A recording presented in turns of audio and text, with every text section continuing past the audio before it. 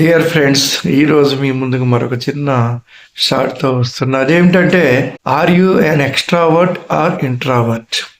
Extrovert అంటే మరి అందరిలో కలుపుగోలుగా ఉండటం, హడావుడిగా తిరగటం, ప్రతి తెలియని విషయాన్ని కూడా తెలుసుకోవడానికి ప్రయత్నం చేయటం, ఎనర్జెటిక్గా ఉండటం మీరు గమనించే ఉంటారు. వాళ్ళని ఎక్స్ట్రావర్ట్స్, బహిర్వర్తనులు అంటారు. అదేవిధంగా కొంతమంది ముడుసుకుపోయి ఉంటారు.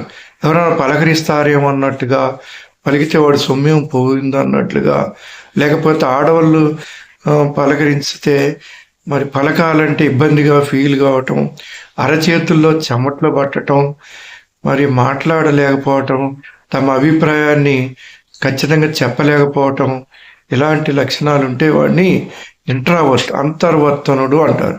మరి ఏ విషయాన్నైనా కుండబద్దలు కొట్టినట్లుగా ఖచ్చితంగా చెప్పగలిగేవాడిని, మరి ఎనర్జెటిక్గా ఉండేవాడిని లైక్ చేస్తారు. కానీ ఏదో మరి బెల్లం కొట్టిన రాయిలాగా మొల్లబడి ఉండేవాడిని ఎవడు లైక్ చేయడు.